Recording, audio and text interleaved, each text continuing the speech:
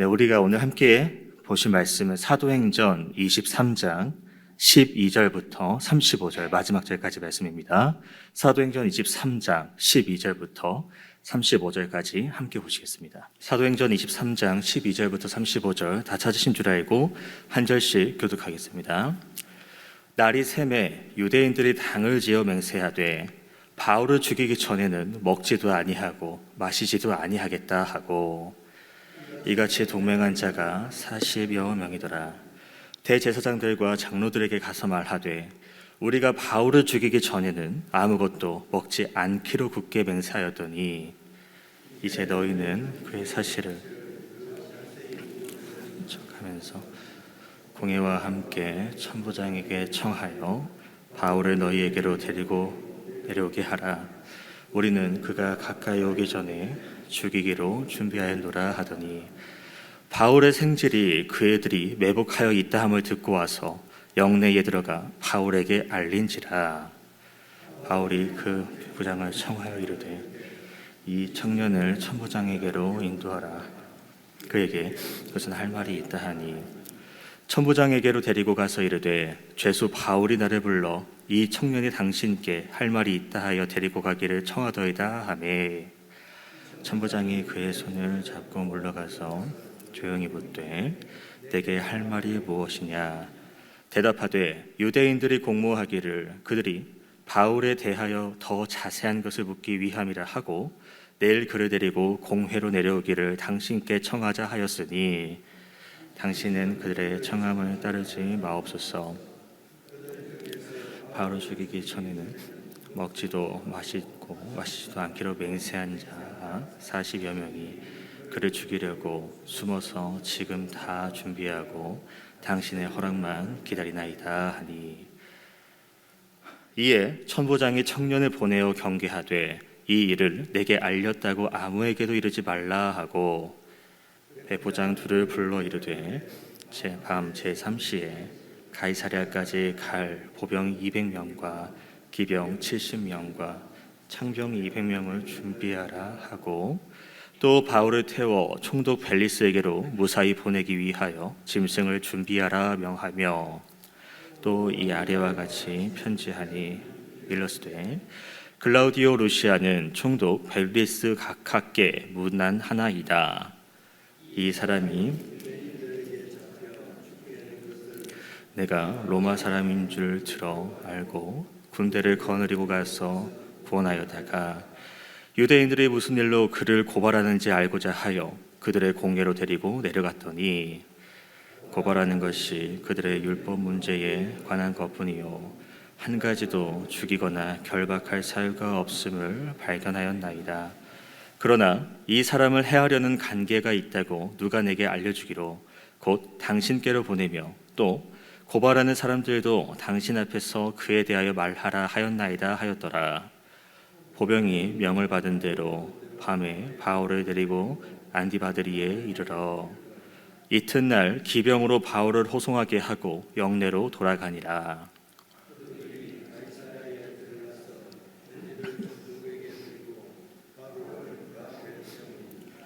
총독이 읽고 바울더러 어느 영지 사람이냐 물어 길리기아 사람인 줄 알고 이르되 너를 고발하는 사람들이 오거든 내 말을 들으리라 하고 헤롯 궁에 그를 지키라 명하니라.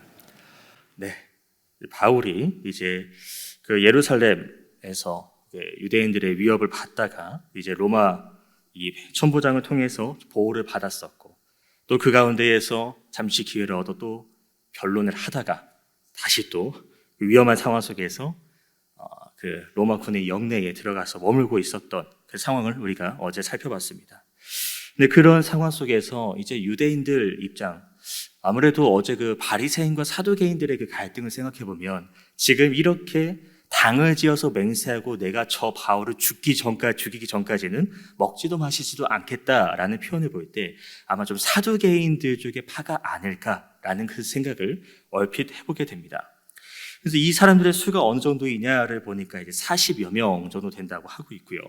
그리고 이런 결사대를 맺었다, 이렇게 죽이기로 작정했다라는 것은 그만큼 이 바울의 그 영향력이 생각보다 많이 컸고 그 바울이 또 로마 시민이다 뭐다 이렇게 하다 보니까 얘를 가만히 뒀다가는 이 영향력이나 이런 부분에서 내가 가지고 있는 이 종교가, 이 유대교가 무너지기 너무나도 딱 좋다라는 그런 생각까지 나아갔던 것으로 보여집니다. 그런 위협 때문에 이들은 이제 맹세, 이제 서원을 하는 것이죠. 그러니까 이 유대인들이 맹세하고 서원하는 것을 생각해 보면 우리는 그냥 쉽게 맹세하고 그 맹세를 취소할 수 있다고도 할 수 있겠지만 당시 그들의 그 서원의 개념을 좀 생각해 보면 유대인들의 그런 문헌, 그런 기록들을 잠깐 살펴보면 이런 문장이 하나가 있습니다. 내가 의도적이군 의도적이지 않듯 거짓 맹세를 하지 말아라. 영원하신 하나님은 그 거짓 맹세하는 자를 누구이든지 간에 미워하신다. 이것은 우리가 또 신명기에서도 이제 두세 사람의 증인에 대한 이야기에서도 잠깐 유추해 볼 수 있겠는데요. 그러니까 거짓 증거를 하지 말고 잘못된 이야기 통해서 누군가를 무죄한 자를 잘못된 길로 이렇게 잘못되지 않도록 해야 된다라고 말씀하시는 부분을 잘 알고 있습니다. 그러니까 지금 이들이 서원한 내용이 무엇입니까? 조금 우리가 지금 봤을 때는 이들이 잘못된 맹세를 하고 있고 잘못된 믿음을 가지고 있다는 것을 알고 있지만 당시 그들의 입장에서는 너무나도 확고한 믿음, 자기가 가지고 있는 이 유대교, 율법의 하나님만의 전부라고 말하고 있는 그들의 생각에서는 내가 하고 있는 맹세가 잘못된 맹세가 아니다. 이건 너무나도 확고한 하나님의 뜻이다라는 그런 주관을 가지고 나아갔다라는 겁니다. 그래서 이 맹세가 실패한다? 그러면 나는 하나님께 저주를 받아서 죽어도 나는 괜찮다. 하나님께서 내 속내를 알고 계실 거라는 그런 어떤 의미로는 좀 교만이라고 봐야 될까요? 아니면 무지라고 봐야 될까요?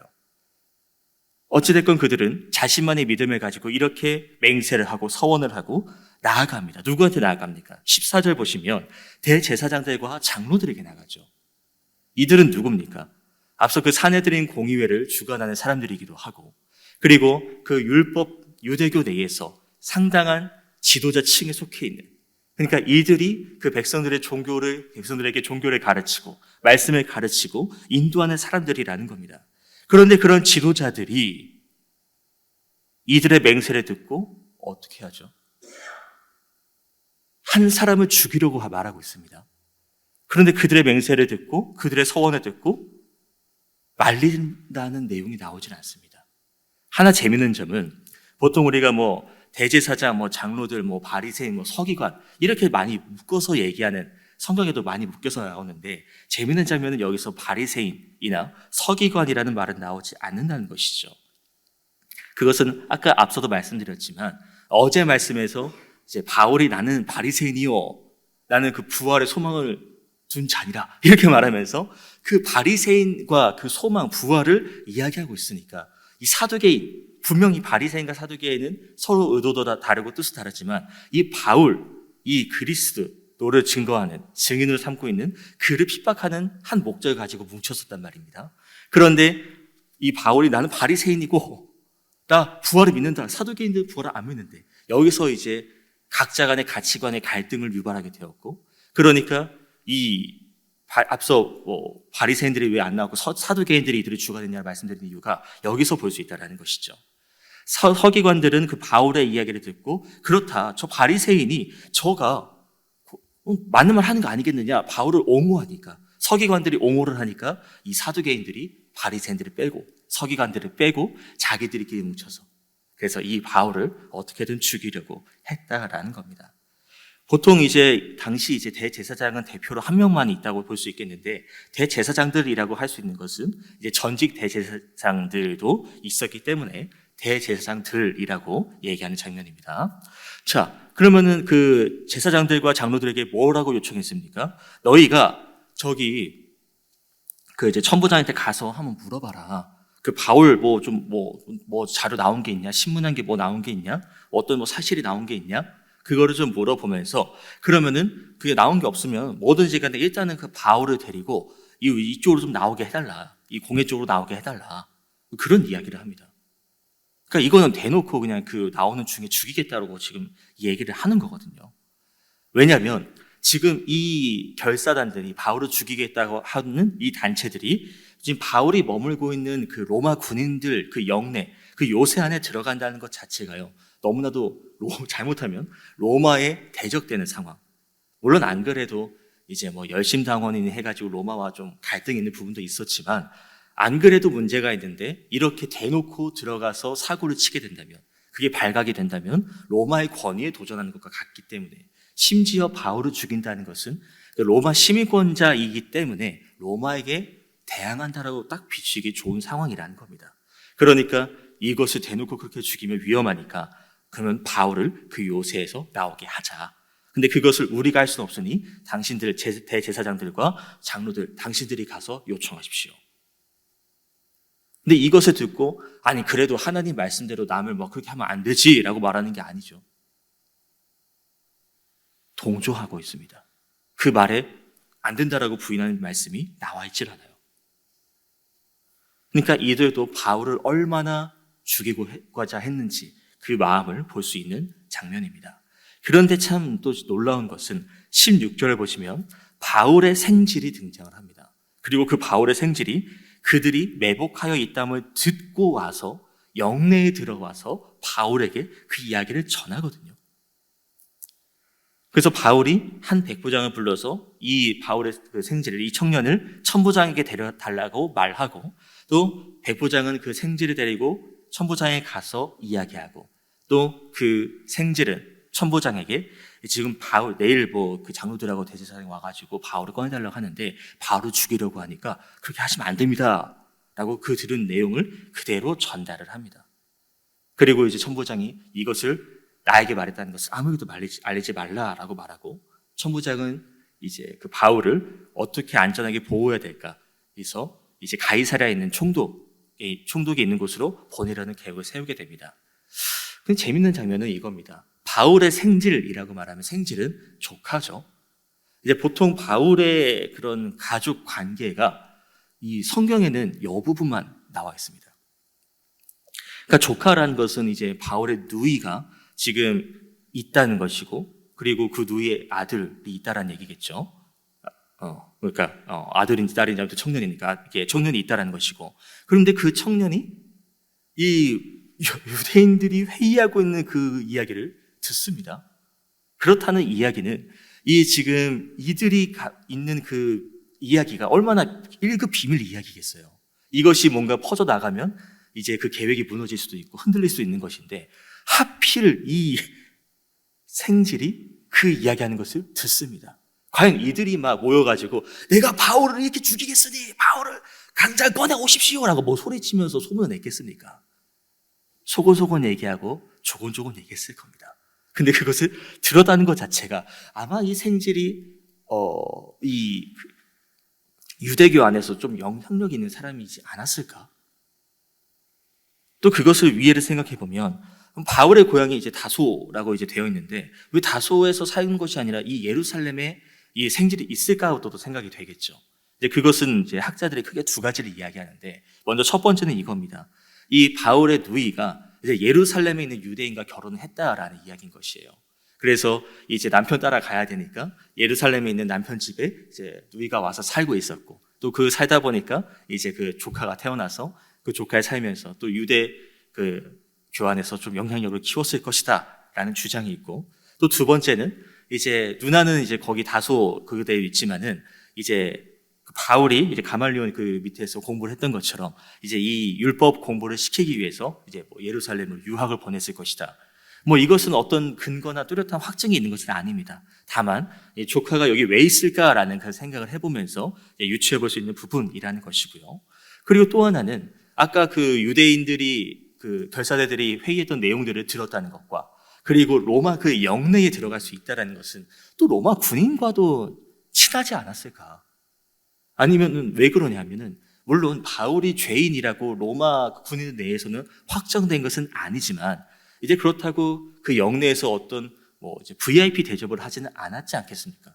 그래도 일부 한 공간 내주면서 격리를 했을 것인데, 그 장소에 아무리 뭐 조카라고 하지만 사칭일 수도 있고, 그런데도 그를 그대로 보내줬다, 바울을 만나게 해줬다는 것 자체가 이 신분을 알 수 없는 그런 조카라는 겁니다. 뭐 어찌 됐건 간에 뭐 이게 바울의 조카가 어떤 영향력이 있다, 뭐 대단하다라고도 볼 수 있겠지만 우리가 더 봐야 될 것은 무엇이냐?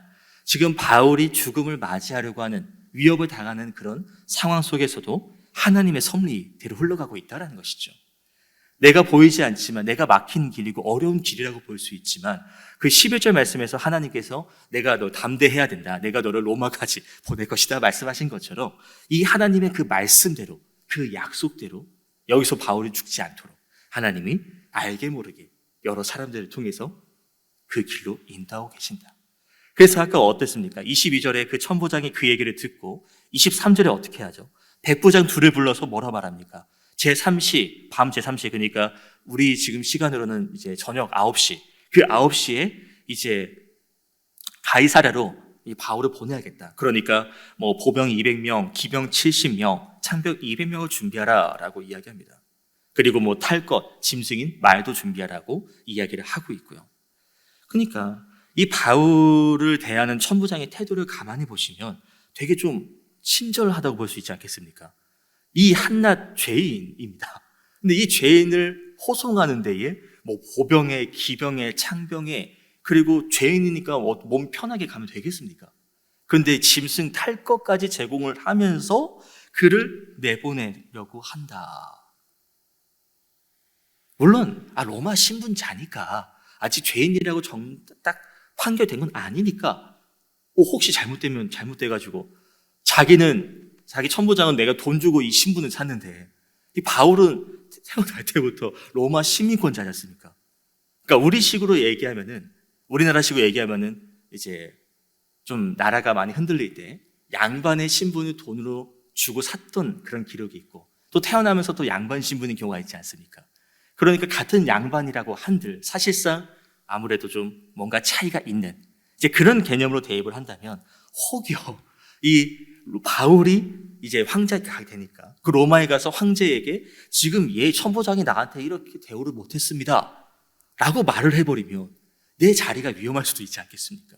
아니 당장 지금 총독을 만나러 가게 되는데 그 총독에게 말을 잘못 이야기하면 자리가 위협받을 수 있겠다는 그런 생각을 가졌을지도 모르겠습니다. 그러니까 어떻게든 이 바울이 편하게 안전하게 갈 수 있도록 심지어 이 군인들의 수를 생각해 보면 당시 그 예루살렘을 수성하는 그 경비대의 절반 이상의 숫자라고 말합니다. 그러니까 얼마나 이 바울을 이제 우대를 해줬는지를 볼 수 있는 장면이라는 것이죠. 근데 여기서도 볼 수 있는 건 그겁니다. 분명히 하나님은 유대인들을 선택해서 부르셨는데 그 유대인들은 이 하나님의 뜻을 제대로 헤아리지 못합니다. 오히려 이방인이라고 말할 수 있는 그 천부장이 물론 자기의 안위 때문이라고 하지만 하나님의 뜻 가운데 쓰임받고 있는 것을 보게 됩니다. 그러니까 이것을 보면 어떻습니까? 내가 하나님께 간절히 구하고 금식하고 굶으면서 서원하는 그런 장면들이 있는 유대인들과 그리고 하나님을 제대로 믿는다고는 기록되지 않았지만 결국 하나님의 뜻대로 쓰임받는 이 천부장의 입장을 보면 과연 하나님께 인정받는 사람은 누구일까? 라는 그런 생각도 들게 됩니다.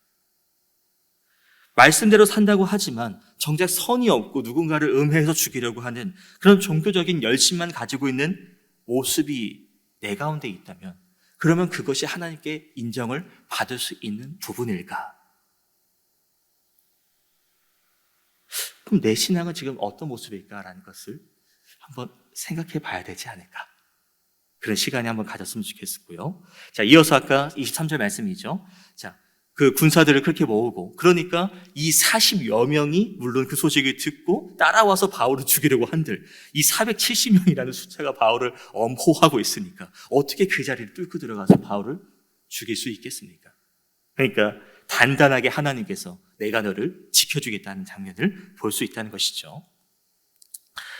자, 그 24절에서 아까 짐승 말을 말씀드렸는데요. 그 예루살렘에서 그 가이사랴까지 거리가 대략 한 100km 정도라고 합니다.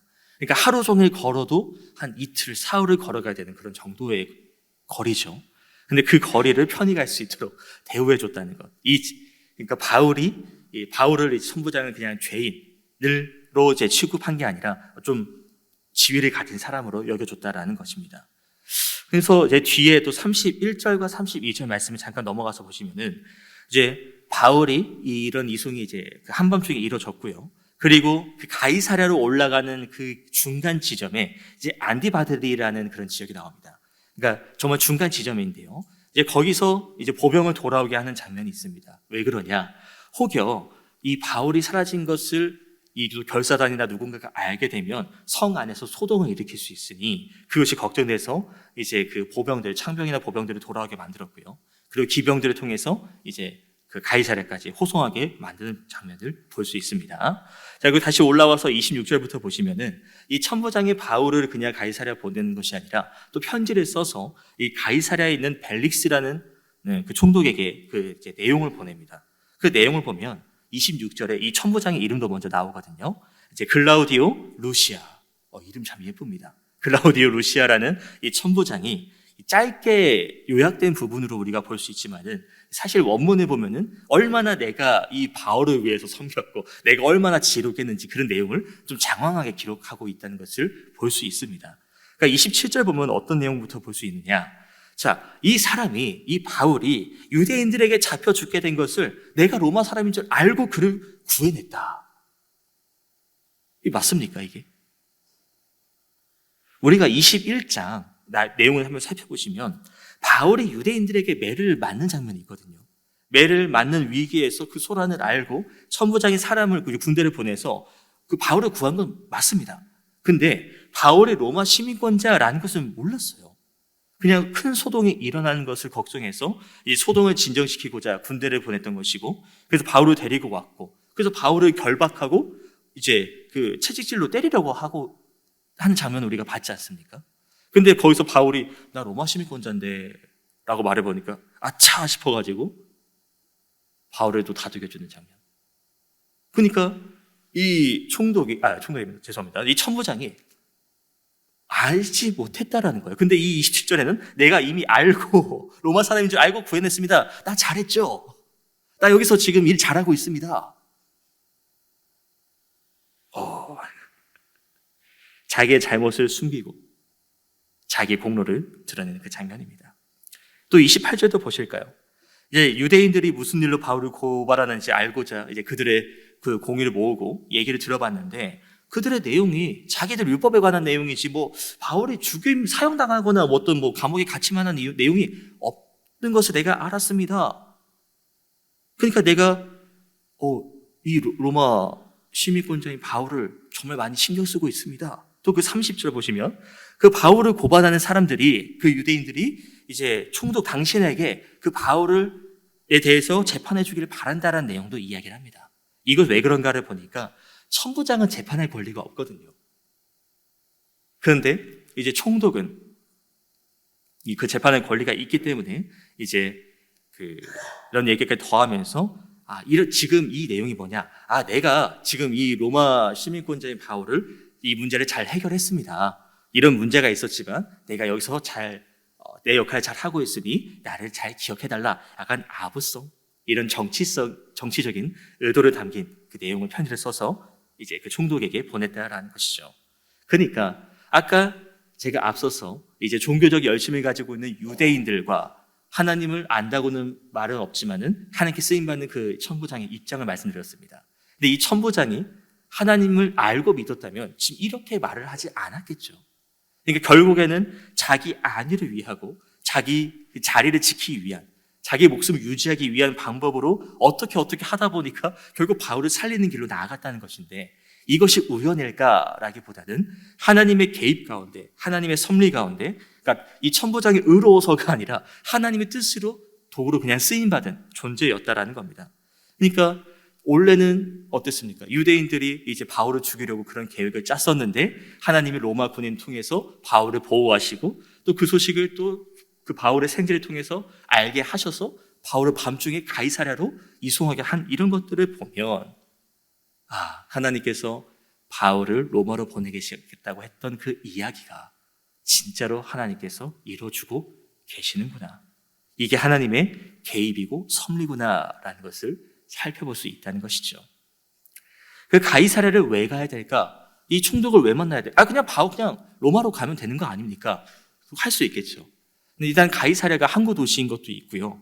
그리고 거기서 그 총독을 만나야 되는 이유가 무엇이냐? 이제 황제에게 그 상소, 한 사람은요, 그 바로 황제를 만나면 황제가 얼마나 또 바쁘고 시간이 없겠습니까? 그러니까 이게 그 중간 단계에서 한번 이제 걸러야 되는 단계가 있다는 것이죠. 그게 총독이라는 존재이고, 총독이 이제 그 신문을 해가지고, 이거는 그냥 내 선에서 잘라도 되겠다. 이거는 황제에게 올라가야 되겠다. 그거를 총독이 판결하는 거거든요. 그래서 이 선부작이 총독에게 바울을 보냈던 것이고, 이제 그 판결을 통해서, 그 총독의 신문을 통해서 이제 바울이 로마로 갈지 안 갈지가 결정된다는 장면이라는 것이고, 그래서 32절 이하를 말씀 보시면은 이제 바울이 다행히도 무사히도 가이사랴에 도착을 하고요. 그리고 이제 총독 벨릭스 그 앞에 서게 됩니다. 그 벨릭스는 그러면은 어떤 사람인지도 잠깐을 말씀드리면, 원래는 이제 그 노예 출신이었습니다. 그런데 이제 자유민의 신분이 되었고, 그리고 이제 그의 형이 좀 정치적으로 능력이 있는 그런 이제 팔라스라는 이름을 가진 형이었습니다. 그러니까 정치적으로 좀 잘 하다 보니까 이 황제가 눈여겨보고, 당시 이제 글라우디오라는 로마의 황제가 이 팔라스를 좀 가까이 여겼다라는 것이죠. 그러니까 이 또 형의 입장에서 동생을 얼마나 신경 쓰겠습니까? 그러니까 제 동생이 하나 있는데 혹시 좀 어떻게 안 되겠습니까? 그래서 오케이. 그래서 이 벨릭스를 이제 가이사랴 총독으로 보냈다라는 것이죠. 근데 그러면 벨릭스가 뭐 선한 사람일까? 그런데 이제 우리가 나중에 볼 말씀인데 24장 말씀 보시면 바울이 이 벨릭스가 바울을 자주 호출을 합니다. 그러니까 이 신문 대화를 하려고 하는 이유가 이 바울이 나에게 좀 돈을 주지 않을까? 그런 말씀이 대놓고 나오거든요. 그리고 이 말고도 역사가 요세푸스나 이제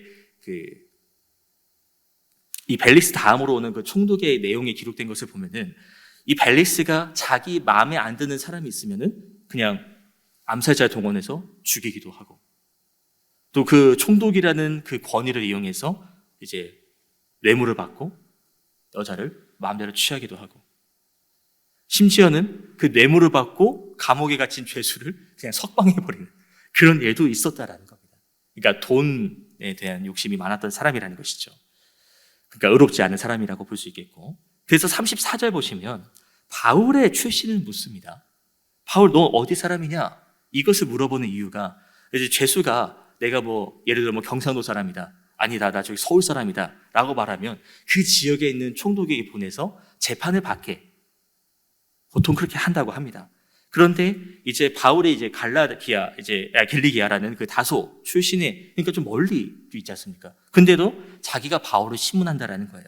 그것이 아까 24장에 말씀드렸던 뇌물을 받을 수 있지 않을까, 돈 좀 있지 않을까라는 이제 그런 생각을 가지고, 그리고 더 나아가서는 이제 바울을 아까 그 유대인들이 재판을 해달라고 요청했다. 30절에 이 길이 나와 있지 않습니까? 그럼 내가 바울을 재판하면 또 유대인들이 이 바울을 나쁘게 판단할 수 있도록 나에게 또 뭔가를 보내지 않을까. 결국에는 자기 주머니를 채우기 위한 그런 부분이었다는 겁니다. 그래서 바울을 어떻게 대하냐? 35절 헤롯 궁에 가두라 말합니다. 그 궁전입니다. 감옥이 아니라. 그러니까 말로는 이제 가뒀다라고 말하지만 이제 바울을 그만큼 좀 대우를 해주고 있는 장면이라고 볼 수 있습니다. 그래서 오늘 말씀을 요약해보면, 정리해보면, 유대의 위협 속에서도 이제 하나님의 뜻 가운데, 하나님의 섭리 가운데 무사히 예루살렘에서 나와서 가이사랴, 그래서 결국 로마로 가게 될 것을 우리가 이제 볼 수 있는 장면인데요. 여기서 우리가 잠깐 생각해 볼 것은 이런 부분입니다. 분명 바울은 하나님의 뜻대로 계속 나아갔습니다. 그 복음을 전하고 하나님의 진리를 전했던 사람입니다. 그런데 그 과정 속에서 물론 하나님께서 선한 길로 인도하신다고 하지만 얼마나 많은 역경을 마주했습니까? 아까도 21장에서도 유대인들이 나를 죽이려 들고 폭행을 하고, 또 변론한다고 변론하는데도 나를 피박하고 있고 감옥에 갇히고, 이런 것을 보면은 과연 이 길이 맞는 것일까라는 생각을 하게 됩니다. 그런데도 이렇게 힘들고 아프고 어려운 길을 마주한다 하더라도 그것이 하나님의 뜻이라고 한다면 내가 볼 때는 그냥 바로 로마로 건너가면 되지 않겠습니까? 근데 하나님이 보시기에는 그게 가장 로마로 가는 빠른 길이었다라는 것입니다.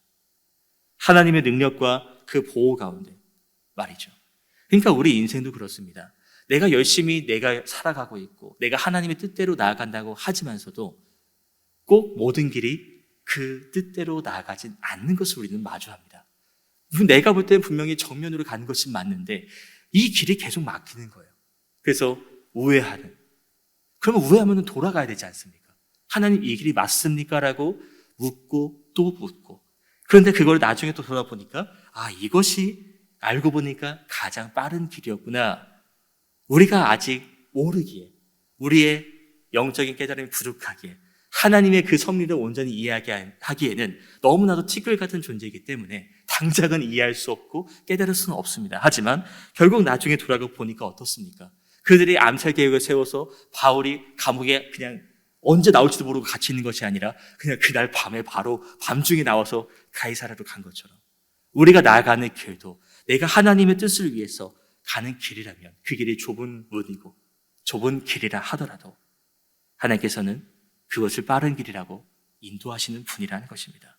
그러니까 우리가 이것을 볼 때 내가 정말 하나님을 사랑하고 하나님을 위해서 나아간다면 도저히 이제 내가 이건 할 수 없다 여겨지고 많은 어려움을 마주한다라고 볼 수 있겠지만 하나님은 그 길을 분명 열어주신다라는 겁니다. 그렇기에 바울이 그런 역경 속에서도 하나님께서 길을 열어주신 것을 우리가 보면서 우리도 내가 나아가는 길을 하나님께서 어떻게 열어주실까? 내가 지금 막혀있는 상황이라면 이 상황을 통해서 하나님이 어떻게 또 역사하실까? 또 그런 기대감을 가지면서 하나님의 나라와 의를 위해서 우리가 하루하루 살아갈 수 있는 저와 여러분 되시길 바랍니다. 개인적으로 말씀 묵상하시겠습니다.